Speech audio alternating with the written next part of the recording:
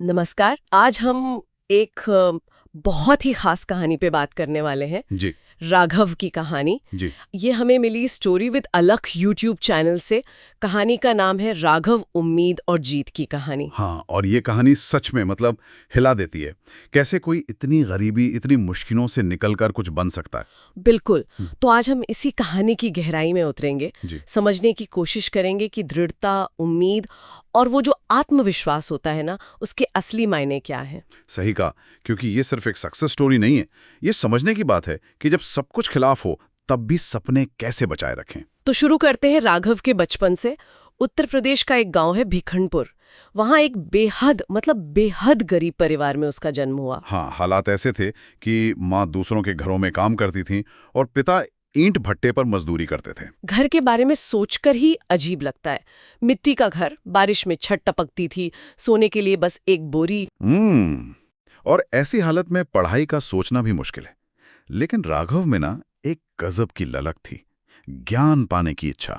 हाँ, स्कूल भेजने के तो पैसे थे नहीं, तो वो क्या करता था, स्कूल की खिड़की के पास बैठ जाता था। अच्छा। हाँ, बस बाहर से सुनता रहता था कि अंदर क्या पढ़ाया जा रहा है, और फिर घर आके मिट्टी पर उंगली से लिख लिख कर प्रैक्टिस करता था। अरे वाह, ये तो कमाल की लगन है। मतलब साधन ना होते हुए भी रास्ता निकाल लेना। और इसी लगन का नतीजा देखिए, गांव में एक सरकारी स्कॉलरशिप का इम्तिहान हुआ। राघव ने कोई तैयारी नहीं की थी, बस वही सुनकर जो सीखा था, उसी के दम पर न सिर्फ पास हुआ, बल्कि पूरे जिले में टॉप कर दिया। क्या बात है, बिना किसी फॉर्मल पढ़ाई के, सिर्फ सुनकर। हाँ, ये दिखाता है कि उसके अंदर सीखने की कितनी कितनी तीव्र इच्छा और क्षमता थी। बिल्कुल, ये उसकी पहली बड़ी कामयाबी थी, है ना? हाँ जी, और इसी वजह से उसे शहर के एक सरकारी स्कूल में दाखिला मिल गया। लेकिन कहानी यहाँ आसान नहीं हुई। नहीं, बिल्कुल नहीं। शहर जाना एक नई चुनौती थी। सोचिए, उसके पास था क्या? बस एक फटा हुआ स्कूल बैग। और बाकी बच्चे, उनके पास सब कुछ था, किताबें, यूनिफॉर्म, टिफिन बॉक्स। सही। और शहर का संघर्ष तो और भी कठिन था।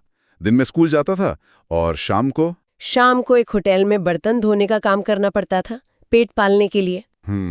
और पढ़ाई वो कब करता था? पढ़ाई का जुनून ऐसा कि रात को काम खत्म करके स्टेशन चला जाता था। वहां जो लाइट जलती थी, उसी की रोशनी में बैठकर पढ़ता था। बाप रे, मतलब दिन रात मेहनत। और तो और, जिस होटल में काम करता था, उसके मालिक ने उसे कहा कि पढ़ाई वढ़ाई छोड़ दे, सिर्फ काम पर ध्यान दे, वो पैसे बढ़ा देगा। उफ, ये एक तरह का दबाव था। हाँ बिल्कुल। लेकिन राघव का जवाब सुनिए।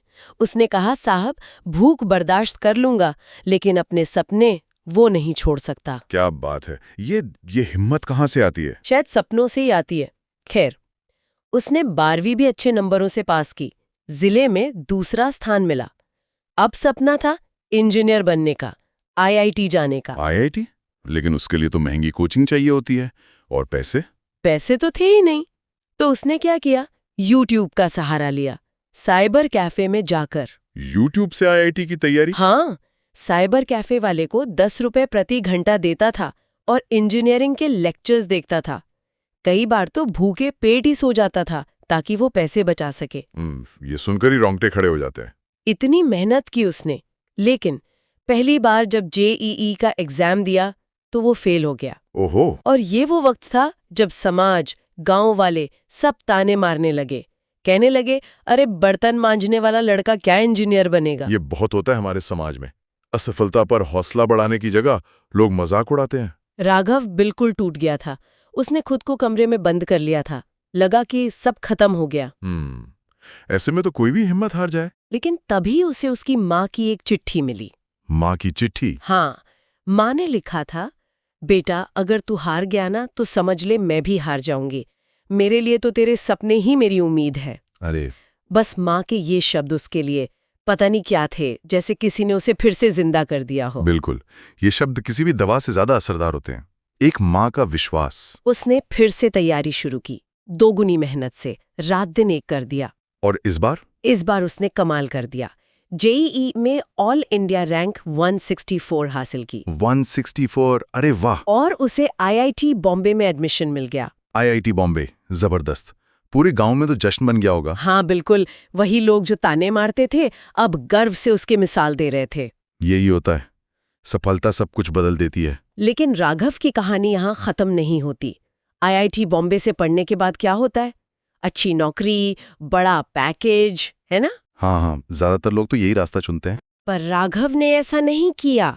वो आईआईटी के बाद वापस अपने गांव लौट आया। गांव लौट आया, नौकरी नहीं की। नहीं, गांव लौटकर उसने गरीब बच्चों के लिए एक मुफ्त कोचिंग सेंटर खोला। मुफ्त कोचिंग सेंटर? हाँ, नाम रखा उम्मीद की किरण, ताकि जो मुश्किलें उसने झेली वो दूसरे बच्चों को न झेलनी पड़े। ये तो बहुत बड़ी बात है।